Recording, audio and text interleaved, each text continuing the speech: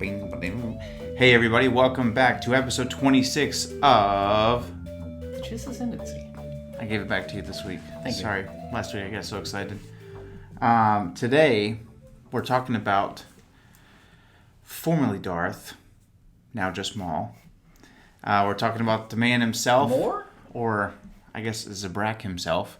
Darth Maul, and we want to talk a little bit about his life, the tragedy, the ongoing struggle against... Yeah, if Darth Maul was one of the masks that you see in the iconic depiction of drama, he'd be the sad mask for sure. Yeah, I think that there's one moment in my memory that he has a peaceful moment, and even then, that moment is fleeting. Yeah, and tragic. So you have the whole moment, when you first meet Darth Maul, he's very calm. Like when you first see him in the Phantom Menace. Yeah. There's Sidious sitting there, and it's like the Night Warden's like, it's impossible to find. Yeah. And then Sidious is like, not for a Sith. I just imagine Sidious just kind of lets air out every time he talks. But after he says that... Like a talking fart. Yeah, just like, and then we will go up, maybe we'll go out for a nice bite, something to eat, and, something like that. Yeah. But that very first moment that Darth Maul is revealed in episode 1, he basically is saying, not hard for a Sith to track down. And Maul walks in, and he does the cool crossed arms thing with a super dope robe and everything. And you can't really see him. And then later on, very like, at last we will reveal ourselves to the Jedi. At last we will take our revenge. He just seems very, I don't know, you have two Darth Mauls. You have, the contemplating, thinking Maul, and then you have super ticked off rage monkey Maul. Yeah, I think the second Maul is always there. The Rager? Yeah. He's just under the surface. He's always there. And whenever you see him trying to be somewhat composed, and it's almost always in the presence of Sidious. I was going to say, when Sidious is around, he's very, very hit puppy. Yeah, he is lapdog. Which, not in like a pandering sort of way, but he knows his place. Yeah. Well, when in Clone Wars, and I don't want to put the cart before the horse, but in Clone Wars, whenever Sidious comes and visits him on Mandalore, he's like, Master, I made this for you. I made sandwiches for you. It was almost a call out to A New Hope, where Vader had that realization that Kenobi was on the Death Star. Yeah, because he says, I sense a presence I've not felt since. Yeah. I imagine you're talking to Darth Vader, and he says that, and he goes, a presence I've not felt since. And then just takes off walking. You're like, what the freak? Since what? Yeah. Was this a chick that you dated once and she never returned your calls? It's like Ron Swanson smelling Tammy. A presence I've not felt since Godspeed. I put in my Uber Eats order. Must be here, my food. What does Darth Vader order? You think it's just noodles so he can suck them through that mask? I'm going to go with a nice hearty stew. He just Something lays. you can eat through a straw. He just lays on his back and just drowns himself. He just waterboards himself every time he eats. I just does imagine he poop? him in that little hamster ball. What do you mean, does he poop? He's got a butthole. That's not that didn't burn off. I ate you. You burned off my butthole. Is that him talking to Taco Bell? Oh, okay. We're coming out with a little comedy. Okay. Anyway, before we get too far into the butthole Darth talk. Maul trap, what news do we have for him, Josiah? Ooh, there's some spicy news this week. And some sad news. Okay, you go ahead with the sad news. I don't know what you're talking about. I'm talking about my boy Thrawn. What about him? Oh, they get pushed. So No. No, sorry. High Republic. Thrawn is still coming out September 1st. Yeah. Or August 1st. Tim would never do this wrong. I think August 1st is Thrawn. So we actually got a little good news there. October 1st, so that's September 1st. Okay? And then we were going to have... I remember thinking, wow, I'm going to really have to burn through this High Republic book because nothing is going to stop me from starting Thrawn. Yeah. High Republic, the novel by Charles Soule, is set to release in August. I want to say like the 18th or some such. Yeah, and they moved it to January of 2021. As if this year could not be already terrible. Right. As if I did. Like, I just wanted to have something to look forward to. There's some of us nerds out here that Star Wars is our essence. The essence. The essence. To quote another Mark Hamill character. If you guys are the Dark Crystal fans of the Dark Crystal. That cast is pretty stacked. Yeah, it really is. For the voices, especially the Skeksis. We desire the essence. We needed more High Republic. If you're watching the YouTube version of this, I'm sorry for my face. But they moved that to January 2021, so screw us, I guess. Do you think that moves everything? Oh, I will say, though, that I'm excited. We talked a little bit about Mandalorian novel stuff coming out in November, I think. And they all, here recently, they've been having novelization and junior novelization, which I guess is like more of a young adult version, like maybe shorter, larger words. I don't know how it works. I don't know why they do that. Just encourage kids to read regular books. God, are we trying to dumb down society? Anyways, yes, the answer is yes, deep state. But the cool thing is, though, I'm super excited. I'm going to go against everything I just said, but I'm super excited for the young adult version of Mandalorian novelization because it's written by our guy Joe Schreiber. And I think this is his, if I'm not mistaken, this is his first Star Wars since the Disney takeover. Maul Lockdown came out, like you said, in like 2013, 2014. It was published in 2014. And the first edition, there's a second edition published in 2015. Right. So, which maybe that's the paperback. But perhaps. So he's going to be back on the Star Wars market. He may. I don't think he's done anything from like certain point of view or anything like that. Now that's still coming out in like November-ish. That's a good question. I don't know.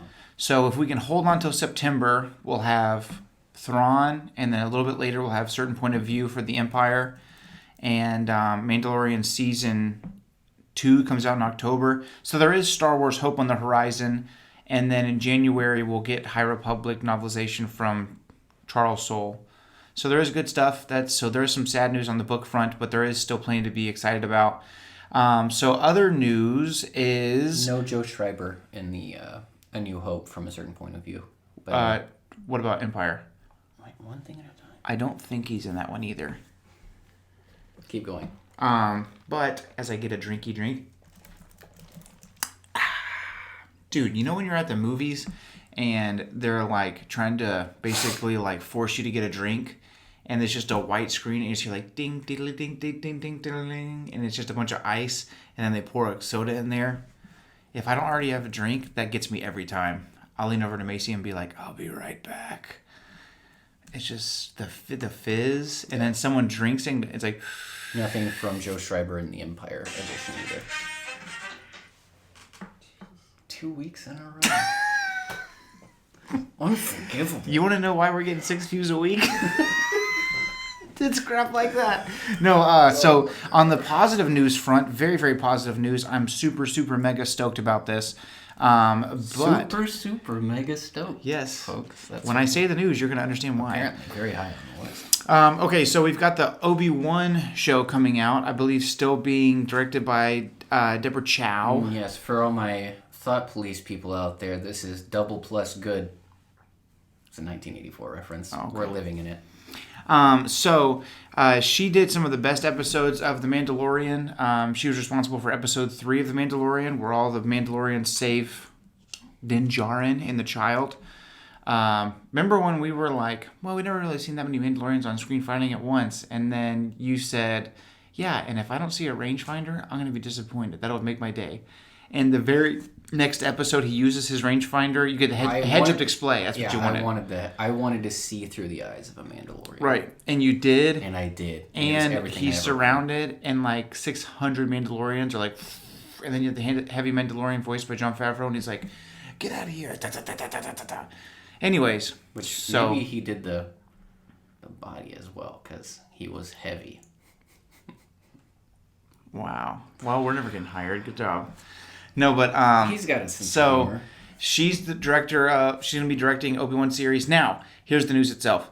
The news is Hayden Christensen has officially signed a contract with Disney and Lucasfilm, and the report is it's not a cameo it's a significant. Appearance. It's like significant casting. Yeah. Which means that it's not a cameo. Yeah, multiple visitations. So, a cameo appearance would be if that ends up being Boba Fett from Mandalorian Season 1 or things like that. Like the Trandoshans, or that's a little cameo. Anything that Stan Lee does in the Marvel Universe. Right. Where the movies were concerned, at least. It seems to be a very significant, so I would say like in Mandalorian Season 1 you have Apollo Creed's character, Greef Karga. He's in, 2 or 3 episodes, and when he's in the episode, he's in there for minutes at a time. I'm thinking maybe not as heavy as like, Kuiil or Cara Dune, but he's going to be in there a significant chunk of time. Well, and the thing that I brought up when we were discussing this news at first was that we've all been assuming that the Kenobi series is going to take place post Episode 3 by the time he's already ensconced on Tatooine. But maybe this takes it back a little bit further, sometime around Episode 2, Episode 3, when, Haydenson, it would be reasonable for him to, did I say Haydenson? Hayden Christensen. Was an adult, but I think it would be cool if they showed some of the goings on, like Lion King 1.5, but more Kenobi focused. Just all the extra things, like what happened on K2 Nemoidia that doesn't count. We never got to see. Yeah, maybe. I think the rumors that I've heard, things that I've kind of sniffed out, is that they're supposed to be either flashbacks or nightmares of Anakin Skywalker. Either Obi-Wan can't get him out of his mind. I think Obi-Wan at this time thinks Anakin's dead, doesn't realize that he survived as Darth Vader. I remember hearing or reading, and from a certain point of view, Episode 4, so depending on where the Kenobi series starts, but after he gets on Tatooine and he's there for a little bit, he sees something about Darth Vader on the HoloNets, and he was completely haunted by it. So there is a period of time where he thinks he actually died, which for me was always a little bit strange, just because he would have sensed his passing in the Force, right? You would think they had such a significant bond. Well, yeah, but yeah, you would think so. But I think it wasn't a very long point. But you know what? Maybe Anakin's shift in the Force was so severe as he became Vader that Anakin Skywalker was dead in a sense. I don't know. I would say that if I really believed that even when he was killing younglings in Episode 3, that there wasn't still some sort of internal Kylo Ren type struggle. That I think at that time he believed he was really doing good because he was trying to save Padme. He was a means to an end for him. But I don't think he ever struggled with. I think when he's fighting Obi-Wan, that's his darkest that we get to in Episode 3. I'm saying internally. Or maybe. I don't know. I feel like think about it, because killing children. Oh, sorry. Not his darkest act. Like, obviously, Master Skywalker, there are too many of them. What are we gonna do? I feel like that's the darkest over the line. But for Anakin, Obi-Wan would represent everything that Anakin hated about the Jedi at that point, because he was a prominent member of the Jedi Council. He was the embodiment of every ideal that the Jedi held because he was so perfect. Right. I think maybe that would have been easier for him to do, just because Obi-Wan was such a strong representation of everything that Anakin was eschewing. Yeah, I'm confused as to what the point is you're making. I'm just saying that I don't think it's necessarily darker. I think it would have been an easier thing for him to do. What I'm saying, or I guess the point I was making is, I can see where his presence in the Force would be more similar to Anakin as we know him, even when he's killing the younglings, because he's struggling. He doesn't want to do this, but he has to save Padme because he couldn't save his mom. And then by the time he's fighting Obi-Wan, his presence in the Force may have shifted more because he hates Obi-Wan. He hates, for all the reasons you're mentioning, he hates the Jedi, and he feels betrayed by Padme at this point. Remember? Because he's like, you brought him here to kill me. No, I remember. And she's like, you're breaking my heart. And there's a meme that says, don't be silly, Padme. It's pronounced neck. Liar! But Obi-Wan does the cool spread, hands on hips dance. Oh, yeah, you know what's up. And he does the supernatural making your voice deeper. Let her go. gotta be authoritative. Yeah. If you were, imagine it's you or me and we're trying to intimidate another grown man. We gotta Just beat him to death. Hey, stop that. Hey, kid. Hey, kid. So, I just think that his presence in the Force might have shifted a little bit. And so, Perhaps. maybe that's the difference. But that's neither here nor there. So Anakin's coming back. It's a large role. We don't know if it's nightmares, flashbacks, whatever. But Hayden, welcome back, my dude, to the world of Star Wars post-Disney. You survived. Welcome back to America. You've been in the Great White North all this time. Yeah. Needless to say, it's a lot to think about. It's gotten us thinking clearly. Super stoked. But today we're focusing on Darth Maul. Let's get into this nitty-gritty. More?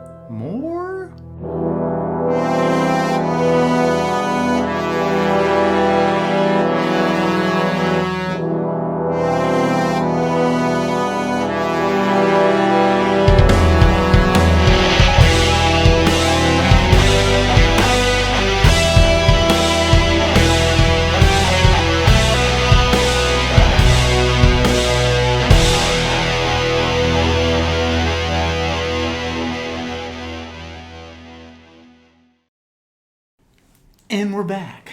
For those of you who didn't understand what we were talking about, there's a story there. More? So when Maul had become a more prevalent figure in the Rebels series. Well, it's his first... It's Twilight of the Apprentice Season 2 when you meet him again. Right. But I'm saying he's not just showing up, he's playing an influential role, is what I mean to say. You know, he's clearly guiding the path of Ezra at this point. Right. And he reveals his name, and he says, Maul. Yeah, he says, they're like, are you Darth Maul? And he says, formerly Darth. Now just Maul. And we were watching it here in this house, and we were watching it downstairs because we have a huge projector screen down there. We want it to be cinematic. We wanted to enjoy it. My dad's there, and my dad... We want an immersive experience. ...is oblivious as ever. It goes, more? He thought he said more. Yeah, he goes, formerly Darth, now just Maul. And you hear Dad go, more? So, completely ruined the... And we paused and we were like, what? What? Dad was there in 1999 when we saw Maul for the first time on the big screen. He was there. Who's this witch? Yeah, another story for another time on that one. But, let's talk about the man himself. Darth Moore. Yeah, Darth Moore. So, the Zabrak. What sparked your desire to want to talk about Darth today? Yeah, last week I talked about how I was rereading through Master and Apprentice, so that was heavy on my mind. And I completed that, and I was thinking, what should I do? I'm trying to save credits for all the new releases that are coming up. On Audible, you mean? Yeah, on Audible. And so I thought it would be good to revisit Maul Lockdown by Joe Schreiber. I love Joe's writing style. It's great. I like that, we've discussed this, but I like that the chapters are so short. They're so short. If on audio, you're measuring those in minutes. They're 12 minutes, tops 15 minutes, if he's getting crazy. And so it's nice. It's just... I can't stop. I don't know. They're, on the complete other end of the spectrum, there's our guy, Marcus Heights, and... Oh my God. He's written, the Dwarves series, which is 5 books now, and then the spin-off series, which I think is 3 or 4 books. Each of those is like anywhere between 600 and like almost 1,200 pages. Mm-hmm. And those chapters, they can last, as long as an hour and a half. And, it's just this twisting, winding story. Right. Well, with Marcus Heights, the way he writes is very... I really don't understand it, and he's German, so I don't really like. It's very Tolkien-esque. There's a language barrier where I can't go, hey, what's with the chapters? Yeah. But it's, to me, a chapter is it's a paragraph. Right. It's a concept. Yeah. And so the way that Joe writes is it's it's compartmentalized. It's very nice. There is a very apparent theme in each of them. Also, I can tell that Joe Schreiber is a fan of the music group Mute Math, because there's a chapter named Mute Math, and that's the only thing it could possibly be referring to, because I did research when I was like, does that mean something I don't know that it meant? Mm-hmm. And it doesn't. So he's just a fan of the group, so that's pretty cool, Joe. I like that he names his chapters too. Yeah, I like when authors do that. I think that is a very cool. It just, I don't know, it personalizes the story a little bit, and it helps me to remember what goes on in those chapters. It's kind of like, when you're writing a message, like you're going to go speak to like a youth group or something, and you're like, I can't start until I find a title. I know the concept, but what am I going to call this? And it's like, you're literally going to say at the beginning, hey guys, today we're talking about X, Y, Z, and nobody cares. Right. But I do like that. And yeah, I remember my first introduction to Joe as a Star Wars writer was the book Death Troopers, which you still haven't read. But perfect. It's Star Wars zombies, so what's there to not love? But it's super good. And I remember I was in college at the time, and I was reading it, and I would think to myself, oh, that chapter was only like 3 or 4 pages. I'll read another one. And it just started to be like, it's like eating M&Ms. It's like, yeah, I was gonna make almost the same thing. Why do they even give you breaks in the Kit Kat bar? We're gonna eat all 4. You know what I'm saying? Just break me up a piece of this whole thing. Reading a Joe Schreiber book is just eating a pack of M&Ms, but a big pack. You know what I mean? But you're just having. But the M&Ms are manageable. Just one little M&M at a time, and maybe you're watching a movie, you're not paying attention to how much, and before you know it, you've eaten the entire half-a-pound bag of M&Ms. They're hazelnut though, so they're better for you. Yeah, they got pretzels in there. It's nutrition. So you're reading Lockdown. Yeah, so it's fresh on the mind, and even though it's published after the buyout of Disney, apparently the contract started. Yeah, my guess is that the book contract and the idea and all that stuff was happening before, and they didn't want to cancel the book itself. Yeah, but it did not fall under the new Disney canon. Which I'm glad they did, but I wish they would have just done that, so I wouldn't have the taste of. I don't know. I don't like the fact that it should be canon and it's not, just based on the timeline in the real world. I theorize that because Plagueis is so heavily involved and it talks about so much of Sidious and Maul's relationship previous to episode 1. Just there's a lot of stuff that they could unpack on their own. Right. And he, meaning Joe Schreiber, does confirm a lot of the things or reiterates a lot of the little small things that happen in the Plagueis novel. Right. As far as, what both Plagueis and Palpatine are doing on Coruscant at the time leading up to episode 1, and how they plan to destabilize the Outer Rim. Like, that's basically the ultimate goal. Even though you're seeing Maul's one part in the plan, that's the ultimate goal, is to work towards that Outer Rim destabilization, that makes episode 1 possible, that makes, mise a propos, moving towards the so end game. Important. So important to the Star Wars canon. Yes. Almost as important as me getting my heroin. I just had to bring that one back. But yeah, I think that it's just cool. It's a really cool breakdown of Maul's character, and I would say that you'd have to look it up, but I don't know what year they brought. I know that it was season 4, but I don't know what year they brought Maul back into life, back to reality. I don't know what time he was brought back, or what year he was brought back to life in the Clone Wars. But let's see, when did Clone Wars start? 2012? No way. But Joe Schreiber's version of him is very sophisticated, but also still a savage. And so I loved how. All right, season 4 would have been 2011. So Maul would have already been back when Joe Schreiber wrote this. 2008. Was it when it started? Sorry, 2000. Did I say 2007 or 2011? 11. Okay. So 8 was when it started. Good God, we're old. But yeah, I remember when the characters first came out, I was like, "This is stupid." Mainly Ahsoka. Like, even though you look at like the characters anyway, and they already look like cartoons. I was like, now they're making cartoons. Cartoon. Do you remember that cartoon channel, Cartoon Network? Yeah, I remember Cartoon Network. But remember, that was their first little. It would be like doom doom doom doom, and it would be like whatever character, Dexter's Lab, cartoon. You don't remember that? Yeah, I remember it. All right. Well, I remember going to Gaddy Town and being like, I'm eating my pizza in the Cartoon Network room. So actually, the episode where Maul made his return, was the very end of the episode previous to the season finale for season 4. Oh, really? And So he that really was comes back in season 5.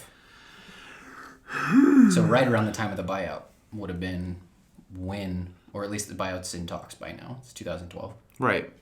So, but nevertheless, the book comes out after the whatever. So I just really like the way that he writes Maul, because he writes him more sophisticated, because a lot of stuff that we had read was just very barbaric before then. And he gives him a sophistication that I really enjoy. But it also doesn't hurt that he kills a Wampa with his bare hands in one of the first chapters. Yeah, So, it's the whole thing is sick. It's based on like this whole Fight Club concept. So basically, there's I don't know, whatever. It came out in 2014. Can I spoil it? It's the whole premise of the story. You're gonna get 3 chapters in before you realize this. So the whole idea is Maul's going in to infiltrate this prison to try to get hold of a crime lord. He's like a galactic wide influential weapons dealer. He's like highly specialized, and people like he's so specialized but also so mythic that a lot of people don't even think he exists. What's his name? Iram Radiq. I'm looking for Iram Radiq. Isn't that read by Jonathan Davis? It is Jonathan Davis. I knew it. Jonathan Davis has like 4 voices. As soon as I read it, I was like, or said it out loud. Yeah, his Maul is very Bane. Just a little less of this and some more of this. So I think of his Maul and Bane as different. I think of his Maul as like any of the other Sith Lords in Path of Destruction. Yeah, but it's super cool. But it's basically you have to fight to stay alive. And it's like black market, like people from all over the galaxy are tuning into this. He goes into a prison. Yeah, it's not black market. It's very public because the IBC is doing like a quarterly report. That's Plagueis' part in it, because Plagueis wants to know what Sidious is actually up to. And so Plagueis is using his connections with the Intergalactic Banking Clan, sends a guy named Vestos Slipher, which I believe also makes an appearance in Plagueis, to basically get the business side of it, and at the same time be tracking what Maul's doing on the inside. But is the fighting known, or is no, it? It's well known. Is it? Yeah. For whatever reason, I seem to recall that it's very like hush hush, and the prison just has money. No, the prison, like the whole purpose of it's called Cog Hive 7. The whole purpose of it is for the fight. Prison is cool because it like moves around and shifts around, and so instead of you can't really have gangs like all in one place, because instead of throwing all the characters that are fighting people who are fighting, we get it. Instead of just tossing them into an arena, what they'll have them is they'll all be in their cell, and the cells just will reorient and put the ones that are fighting right next to each other. Dude, as I get older, the adult side of my brain kicks in, even though I'm reading a book about Star Wars, and I think, now how many taxpayers' dollars went to this ridiculous prison so that they could have a fight? I was just thinking about that. It's entirely privatized. How much money did it cost is still a factor. Not as much as it makes. Yeah, but the idea is it must have been expensive. Yeah, I'm sure, but it's like think of big risk. Think of how much money a casino makes, and that's within the context of one nation, one planet. Yeah. Think about the most consistent income in the entire galaxy. That's pretty sweet. Yeah. That's pretty sweet revenue. Yeah. So, anyways, we don't have to jump too far into the book because it's kind of putting us in a corner.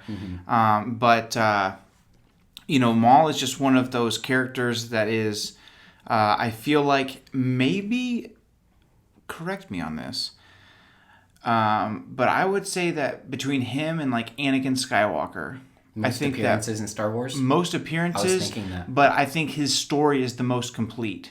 There's a chunk of time there.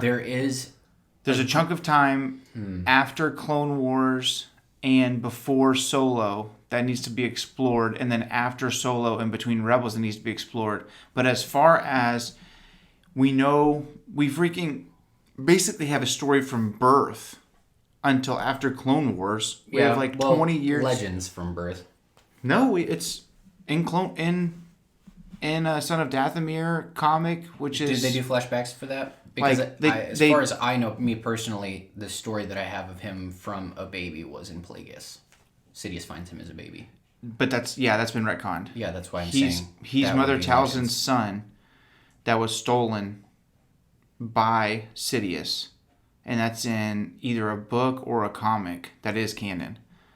It might be in Son of Dathomir. But basically, he's stolen as a kid, and Sidious was going to train Mother Talzin as his apprentice, and instead stole her son because he could have more control over a child than he could her, because she was already a full-fledged Darkseid user. Mm-hmm. And so we basically know his whole... I mean, we don't know details, but we know he's training with Sidious. And I think that's why they one of the reasons that they canned Plagueis as Legends is because, one, it fleshes out Palpatine's character too much if they want to do that. It fleshes out Plagueis' character too much, and it kind of shoehorns Maul into this brutal assassin, never really capable of being a Sith Lord kind of character, which obviously is not the direction that they wanted to take Maul after all. Mm. And so we know about that style. So he's stolen from Mother Talzin on Dathomir as a baby. He's raised by Darth Sidious, but Sidious is so powerful, Talzin doesn't know where he is, and she even at the end of the day, she really doesn't have a way to face him one-on-one to try to get her son back. So she kind of just lets him go. And then it's after episode 1 that his rage and his anguish are keeping him alive on that trash planet that she kind of has a way to track him, and that's that necklace that she gives Savage Opress in season 5 or 4 of the Clone Wars. Mm-hmm. And so we know his whole timeline up until that. His wounds were cauterized by the lightsaber wound on Naboo, so that's why this top half of him could stay alive without the bottom half or whatever. Where does the poop go? I don't know. I know you're thinking that, but we're all thinking. We know that whole story. Then they pick him up, and then he's basically insane. And then they kind of restore his sanity. Mother Talzin kind of, puts the puzzle pieces back together. She creates magical, Sith sorcery style legs for him. And it's cool because as he's fighting Obi-Wan or someone, he's hurting, and the magical legs are destroyed by bullets or something. I can't remember what destroys those legs. Remember they're all green and dusty? Yeah, that is when they're fighting on the planet where Hondo's planet is. Yeah, so he barely makes it out alive, and his legs are all busted up because the pirates are shooting at him, if I'm not mistaken. It was mostly actually when he was fighting Obi-Wan. When Obi-Wan is pretty ballin' in this episode. Mm-hmm. Takes off Savage's arm. Well, he fights Savage and Maul at the same time. Mm-hmm. And holds him off very successfully until Hondo manages to get, the rest of the weak way to back him again, and then they start shooting and kind of overwhelm him. And so then they're floating in space, pretty much on the brink of death's door, and that's when the Mandalorians find him in Pre Vizsla. They basically give him new legs, and those are the legs that he has for forever after that. Mm-hmm. So thanks from Mandalorians. Actual medical attachment. You think they're made of Beskar? No. If they just had it lying around before the purge. I don't think they had. I don't think they would use it for just lying about. I don't think they're using it for prosthetics. For Maul, yeah. So then once Maul meets Pre Vizsla, I'm kind of taking the whole story here, but Maul meets Pre Vizsla, and that's when they start the Shadow Collective. Yeah, and then that story kind of. It fluctuates in and out, his connections with the crime syndicates, and that's kind of where he stays until somewhere after Solo, and then he becomes more monastic, almost hermetic, where he's... Wow. Sorry, gosh. I know words. Sue me. Hey, you got mad at me last week. $20 words. You got mad at me last week. I did not get mad. For saying pharisaical. You said pharisaical after you got onto me for saying laissez-faire, so... Pod kettle. Yeah, but then you're 2 for 2 with the big words this week. Yeah, but we're not talking about Voss. We're talking about my boy Maul. And so there's some point in that where he gets off of the idea of just becoming this power monger and starts to... I don't know, it just seems like he focuses more on the Force, more of the things that the Force are doing, instead of just trying to become naturally powerful. Yeah, it's a weird... I don't know. his character is so like... That transition's never really explained to me. Well, yeah, there's... Man, come on, Disney Plus. Who doesn't want to see freaking Maul running the crime syndicates, and then something happens? Here's my huge question mark that I need... But I'll take a look. I feel like maybe but there's after scared of getting back on Sidious's radar. Is my guess.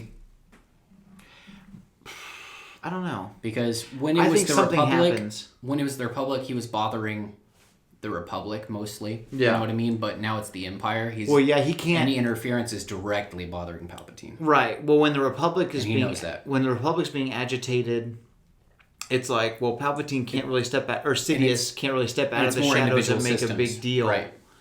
But now it's Palpatine's empire. Mm-hmm. It's not just he's not the guy. He's not the store manager. He owns the store now. Right.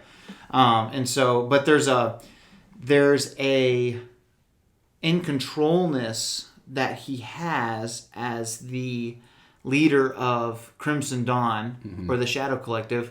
And here's the thing: at one point, and this is probably broken up after season 7 of the Clone Wars, but at one point, the Mandalorians, the Pikes, the Black Sun, and Crimson Dawn all work for Maul. Right. By the end of season 7 of the Clone Wars. And as Siege of Mandalore is taking place, he kind of cuts ties with the Mandalorians, because he says, die well to Gar Saxon.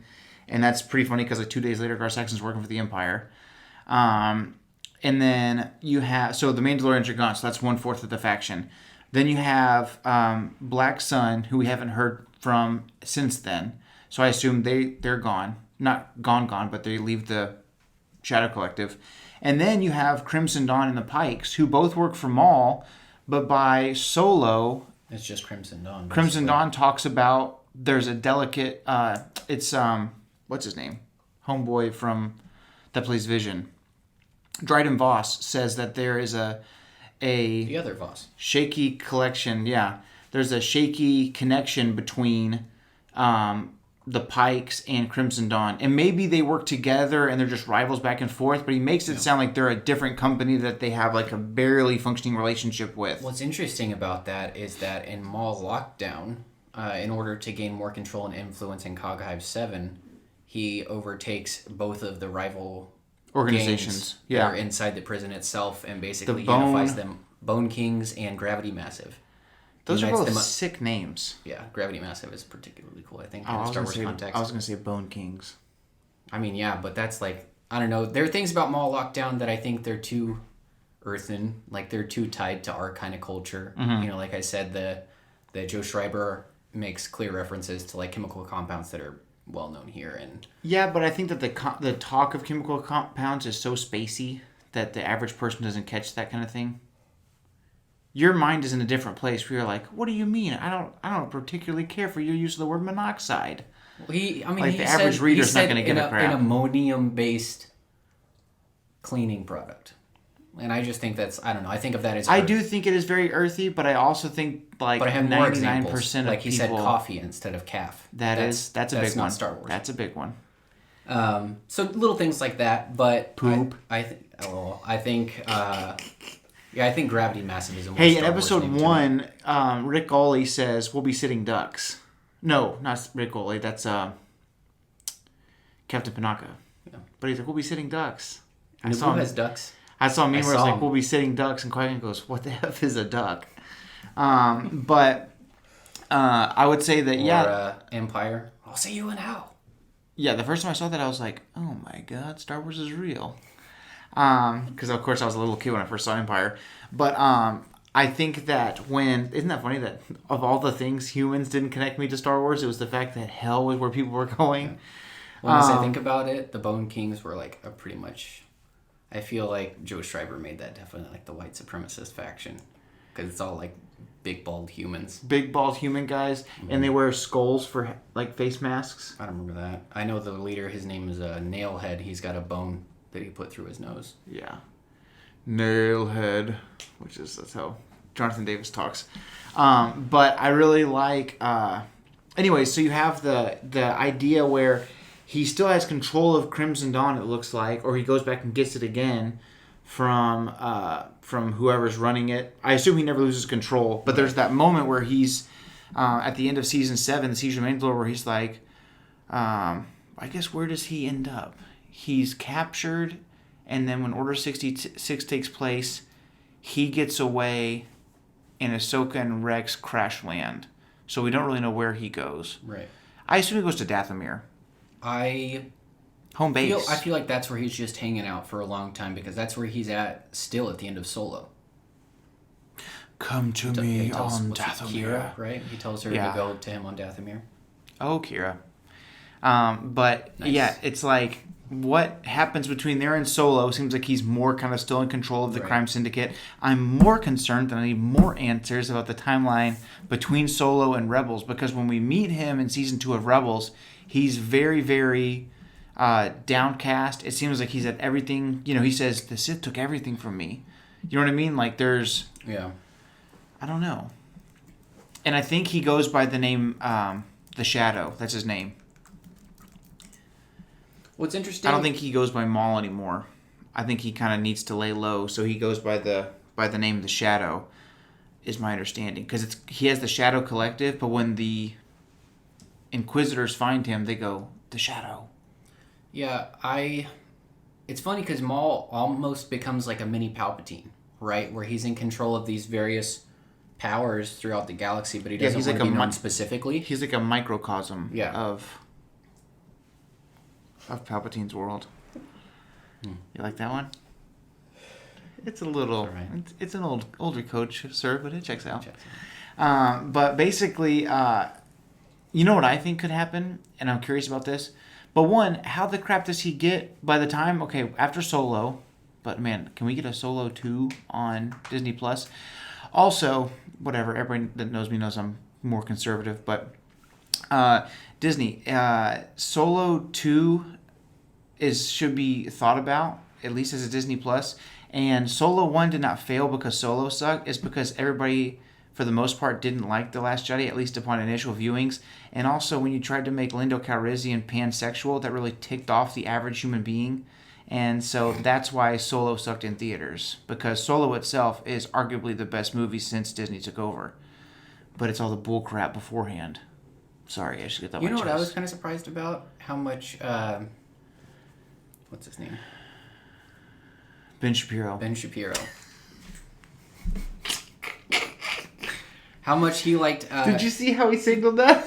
L33T. L237. 37, yeah.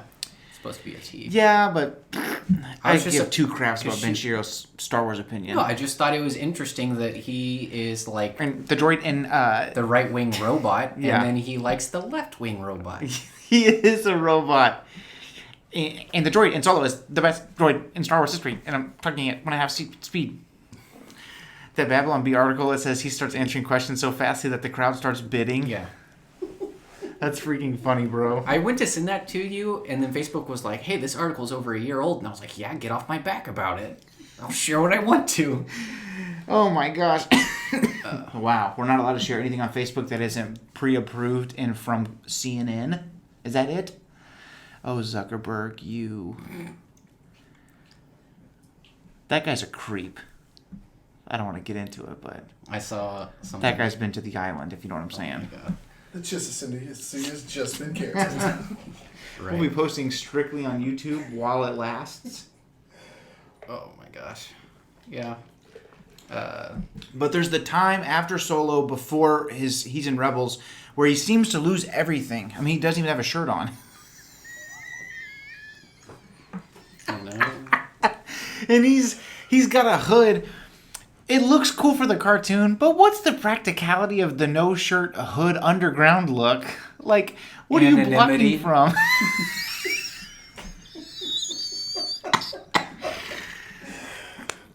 I don't need anybody to know who I am, but I'll tell you if you ask. They're like, so who are you? And he's like, Maul, Darth Maul, remember me?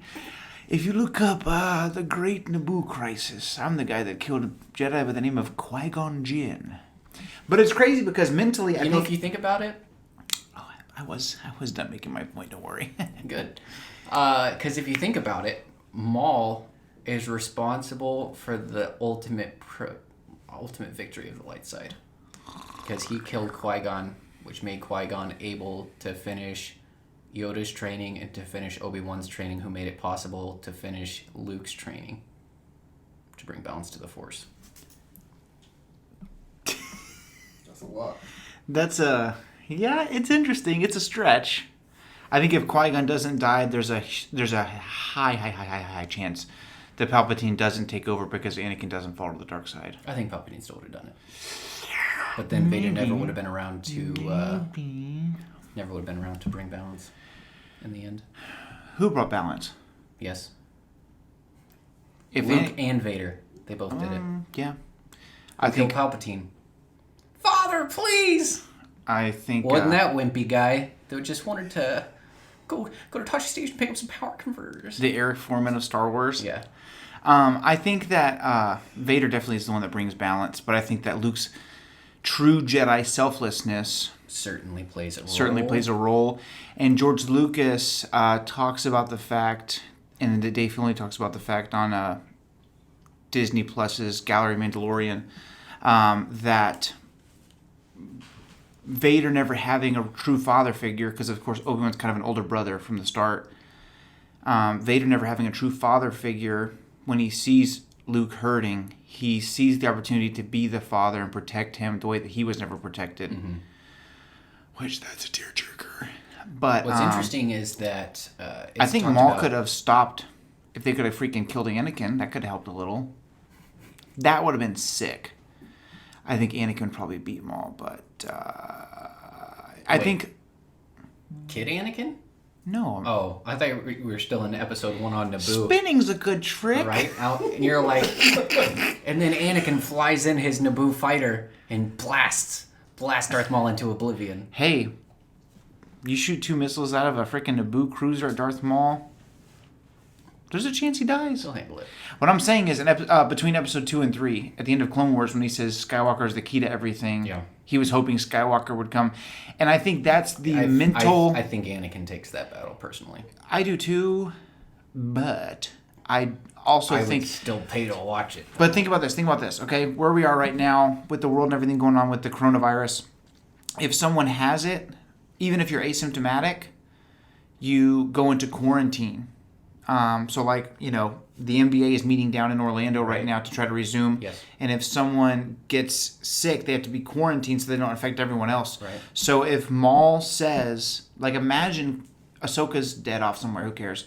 And Obi-Wan and Anakin are the ones on Mandalore, and Maul says, you're going to be the one that brings about the fall of the Jedi. You're the one that Sidious wants. Even if they kill Maul, it puts that... God, that just slammed the back door or the whole house down there. I think that was your... Who's most popular now? Paul.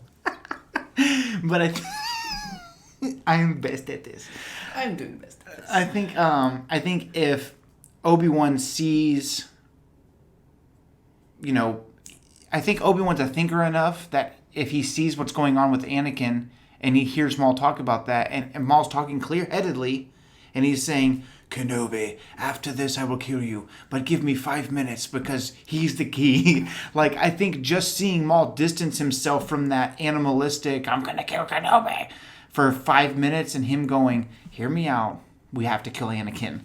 I think even if they kill Maul, it puts a microscope over Anakin where he's not able to have kind of the breakdown that he has. Or it opens up Anakin's eyes a little bit to go, oh crap, I'm being led astray. I have 3 thoughts. 1, regardless of how much... Regardless of how much foresight Anakin has, he's still going to fall into the Padme trap. Because that still haunts him that he was never able to save his mother. Yeah, okay. And... I'm sorry. Yeah. He's the older brother. Did you know that? And the one with the broader sense of humor, I would say. I knew you. Continue. May I? Proceed. All right. And, gosh dang it. No, I don't know. You got 3 thoughts. One, he's going to fall into the Padme trap no matter what. I'm going. I don't think that Obi-Wan would have bought it. I don't think Obi-Wan would have had enough faith in the fact that Anakin could fall until he actually saw it happen. Because even when he was watching the Hollow security vids of Anakin killing younglings, he was still struggling with believing it. The other thing is that when we were on the Mortis arc, all it took for Anakin to turn immediately was a vision of the future, and he was already dark side. So I think ever since about that time, he's already teeter-tottering. And I don't think that Give me some of your thoughts. I don't think that Maul just bringing something up would stop Anakin from going full dark side if he had a revelation of the reasons that ultimately turned him both in the Mortis arc and in Episode 3. Yeah, it's interesting. Also, something that I'm forgetting something that helps your point that hurts my point, is that Anakin doesn't think, like, there's no reason for Anakin to think he's going to go dark yet, because he's not having those nightmares until Episode 3 takes place, which is after Clone Wars Season 7. Order 66 happens. Oh, it is parallel. So he's already having those nightmares, basically, by the time that you're right. Season 7 starts. He's already there. Because she's already pregnant. Yeah. Oh, freak. Well, that's a point for me. He's already having those dreams. Yeah, so he's already there, basically. The seeds of fear have already been planted. Yeah. I'm saying it's a point towards the fact that I think Obi-Wan would still ask Anakin. Obi-Wan he's gonna leave no stone unturned. He's gonna do everything he can to help Anakin and the Republic and everything. And I think if Maul says he's gonna fall dark, I think that even though we don't believe Maul, Obi-Wan's the kind of guy to still have a follow-up conversation and say, what's going on? Yeah, I think Anakin's just going to do what he's always done up until that point, which would be closet what's actually going on with him. Yeah. You know?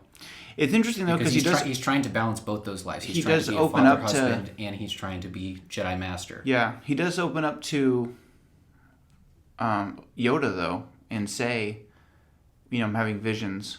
Yeah, but I think that's just... I mean, there's a difference between looking for guidance and trying to interpret something and completely putting away those fears. You know what I mean? Because he's already clearly struggling with separation. Yeah, interesting. Anyway, this has turned into an Anakin talk. We have 2 more things we would like to say about the Maul legacy. I'll let you share the one that you like about what George Lucas says about Darth Maul's character. Yeah, there's a Greek mythology character. Do you have it written down? Can I borrow this? Do you have it written down? No. Let me pull up my phone. I had it on my mind, but I totally lost my train of thought. But it's interesting because Darth... I almost said Darth George. It's me. But George Lucas explains to Dave Filoni. I think Dave Filoni is the one I actually heard say the analogy, but George had told it to him that Darth Maul, or Maul as a character, is similar to the Greek mythology character Sisyphus. And basically Sisyphus's whole existence and the sad part of his tragedy, his story, is that Sisyphus is extremely strong, but he has this prison essentially that he's in where he has this massive boulder, the boulder, and he has to roll it up this hill, and no matter how many times he tries it, eventually it rolls back on top of him down into the valley, and he has to go back down, and he has to roll it up, and it falls back onto him, and he never ever can get over that hill, over that hump, and I think that that's a very accurate description of Maul, and I think that even if for a moment he gets right there to that peak, I honestly think that he spent so much of his life trying to get up the hill that, kind of like what the Joker says in Dark Knight, he doesn't know what he'd do if he caught, I'm just a dog chasing cars. I don't even know what I'd do if I caught one. Yeah. Like, I think that Maul, one of the hard parts of his reality is he really doesn't know what he wants.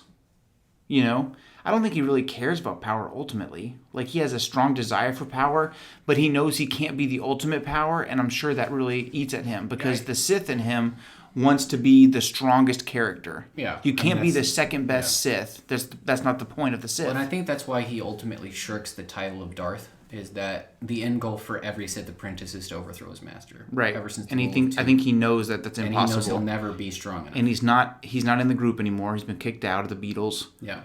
And so I think it really stinks because I think up until Siege of Mandalore, he really thinks that there's a chance to topple Palpatine's plans.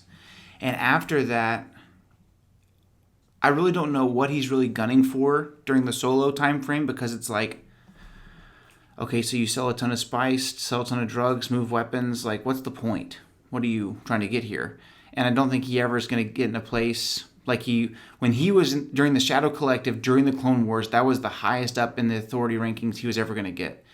And I think that that's why we see his de-evolution towards Rebels, is because eventually it's like, you know what I never did do? I never did kill Kenobi. And I think I'm going to fall back on that. And he believes that Kenobi is the reason that he's not in Vader's shoes. Perhaps. He feels better. He feels stronger than Dooku. We know that. We know that he thinks Dooku is a weakling. He hates General Grievous. But he knows that he's not as powerful as Vader. But maybe he could have been if he could have kept training and underneath Sidious's tutelage, which is what Obi-Wan stole from him. It's interesting too because he's trying to get there.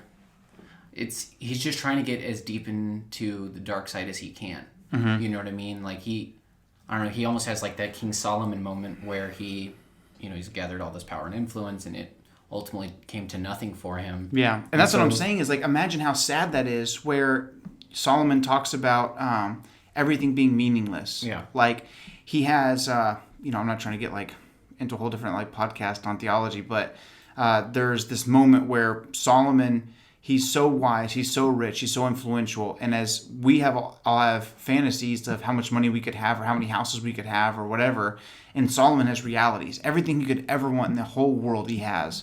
All the women he wants, houses, riches, money, fame. He was known throughout the world. He had wisdom. Like, he had all these things. Really, anything and everything that a human being could desire, he had.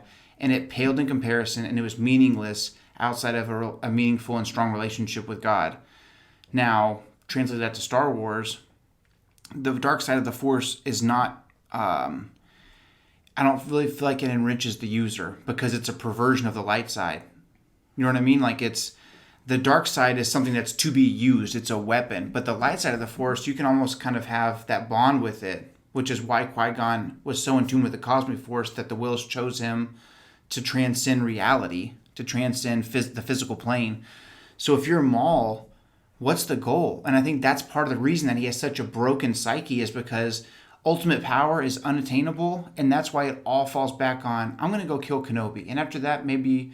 I can totally see, not to make this too dark or too real world, but I think that, imagine he kills Kenobi, what the heck is next? Does he just kill himself? Like, he's like that Family Guy sketch where the freaking coyote finally gets Roadrunner. I was thinking about that. I don't know. We can speculate. I think he would move on to Luke. I think Luke's connection to the Force would be too strong for him to ignore once he's killed Kenobi. That's true. And he kind of is picking up on the clues there. Yeah. And I also think that he's looking to influence the galaxy now in new ways, because he was always trying to be the apprentice, but you see him with Ezra, and now he's trying to be the master. He's trying to have a legacy that goes beyond him at that point in his life. Yeah. I just think at his heart of hearts, he knows. He knew in Rebels, he says, I cannot defeat Vader alone. So he knows he's not strong enough to defeat Vader. Then he knows for sure he's not strong enough to defeat the Emperor. Yeah, and I don't think he ever had the illusion that he would ever become more powerful than Sidious. Right. So at the end, I guess that's my question, is ultimately, if you're Maul, if you just put yourself in his little robotic shoes for a second, unpack what you think his end game is in a perfect world, but still have realistic expectations. Right. Well, here's one of the things about Maul Lockdown that I thought was cool, was that Sidious is obviously going to be Sith Master, right? And so he's got to be hard, he's got to be condescending always. Mm-hmm. But you pull apart, their connection a little bit, and Sidious, after he stops talking to Maul for a minute, was reflecting on how impressed he was with Maul and his dedication to the ultimate plan of the dark side. Mm-hmm. And how capable he was and how well he was doing, even though he could have done better in Sidious's mind. Right. He still came away more impressed than he expected to be. Yeah, I think that there's a lot of things that are sketchy with Maul's, like, okay, buddy, let's control our emotions and stuff Right. like that. But out of all the people who help Sidious, Right. I would say that Maul is the most committed. Well, and More than Vader, what I'm more than driving anybody. to is that Palpatine saw something in Maul that was something worth noting. And it's very rare that you see that reaction from Sidious about anybody. Yeah, I mean, I he says to think- Anakin, who's the strongest Force user ever. Right. And so I think that Maul in game in his perfect universe would have just carried on the will of the dark side. He seems to be more infatuated with that than personal gain. Even though at some point, especially in season 7, he's saying in all this chaos there's an opportunity to seize power. Mm-hmm. He sees that, but as he gets older, he's just trying to move influence. He's still trying to be a player on the chessboard. Mm-hmm. He's just playing the game, and I think that's what he's going for ultimately. He's still just to play a part. He's still trying to be committed to the greater movement of the Force within the galaxy. Yeah, I think that he just wants his own little... I think at his peak, he's like the Joe Exotic of Star Wars, where he's got his own little... What? Just say it. Why is that bad? It's not. Just tell him why you're wearing the Hawaiian shirt. I didn't even bring up the shirt. I think Darth Maul is the Joe Exotic of Star Wars because all he wanted was his little slice of fame, his little slice of heaven out there in Oklahoma, raising a bunch of tigers. He just wanted to have his own piece of power in the universe. I don't think he really ever expected to own the whole thing. You just want to be a meth-smoking country music star. That's it. I saw a tiger. Imagine Maul. And I don't know, I think Maul ultimately is more cognizant of everything going on than anyone wants to give him credit for. Yeah. Right? Because And I think season 7 blows that up. Right. That he's the only one outside of Sidious himself, and he has like a little bit of an advantage there because he was Sidious's apprentice for a while, even though Sidious never ever trusted him with the grand design. He gets a glimpse of everything going on. He's so connected to the Force that he's actually able to perceive the most well-guarded intent in all of Star Wars. And not only, not just a cloud of it, like there's something happening. It's a full-on, here's the Dackam blueprint. He sees the essential pieces. And you know what? I think that the Jedi would have been capable of doing that if the Shroud of the Dark Side was not against them. So Maul's kind of like the perfect player to upend Sidious in that moment if Ahsoka had her head on straight and believed him. Right. But I get the point that you wouldn't believe Maul, but... But then it comes full circle again when he faces Kenobi on Tatooine. Mm-hmm. And he has his last moments and he goes to fight Kenobi. And even though Kenobi destroys him in like half a second. Yeah. Because... Peak Obi-Wan. I think Maul underestimated him. I think he thought that Kenobi was hiding out.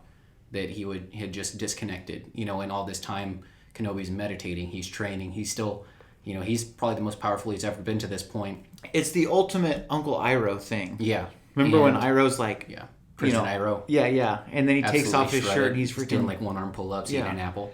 I think that's him. I think Maul expects Kenobi to be in the same mental place that he's in.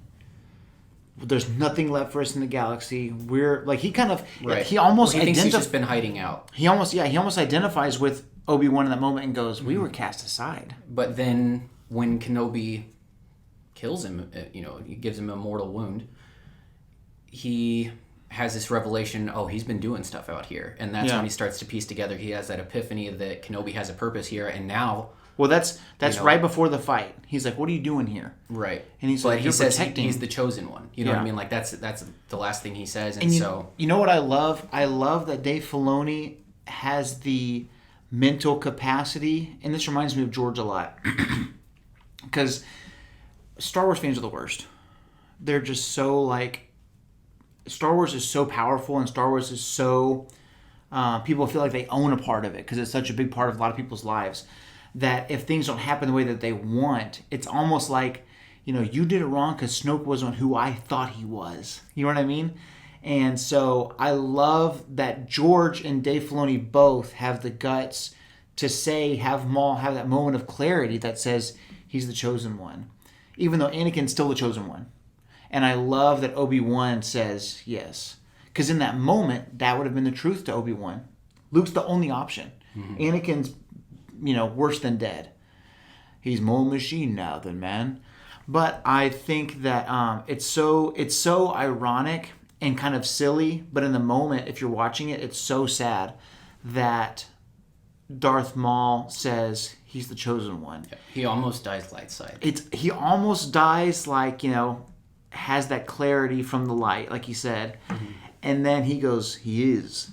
And then Maul's last words are, he will avenge us. Yeah.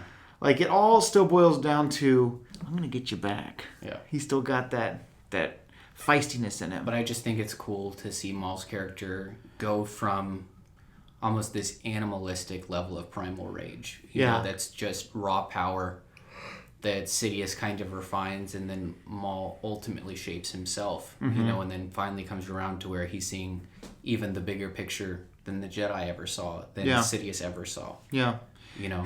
So before we go, what do you think is prime Maul? When is Maul at his most powerful and at his best? I would have to assume sometime around Solo. After season 7? Yeah, I think so. Because that's when he's still kind of scrambling, he's still kind of recovering, he's starting to get a glimpse of what's coming up. Uh-huh. Right? And we see him... What do you mean? He gets a glimpse of what's coming up? I mean, he knows Order 66 is about to happen. That's the complete turn of this whole state of the galaxy, right? Mm-hmm. So I think he's still reeling, he's still scrambling a little bit, he sees opportunity. But obviously he's still having trouble. He still gets captured. He still loses to Ahsoka in that moment. I think he's... Yeah, technically. I think he's most in control. I think he's most powerful and most clear-headed probably about the time of Solo before he starts to draw back. Yeah, I think you make a good point because it's... even if we don't understand the ends that he's going towards, mm-hmm. Through the means of Red Dawn and all that... he clearly has a plan of some sort. He has some kind of a plan, right. But I think that it's... the board is more set and more certain at this point because the Empire exists. Mm-hmm. And I think because of that, there's not the guessing game. It's kind of like if you... I don't know. It's hard. There's an analogy I want to make, but it's like if you're playing a sport and you're not going to win, you can just kind of focus on your game. You know what I mean? Yeah. I don't know. I don't know that Maul is that kind of Joker character that's just reaping chaos, because when he gets beaten by Kenobi and Hondo's pirates and he's rescued by the Mandalorians, the Death Watch.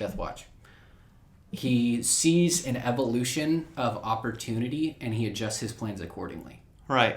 He had a goal at one point. Yeah, he's not chaos. He sees more opportunity and he sees bigger ambition, and so he changes his plans. Yeah. And he says as much. He says, the plans changed. Yeah.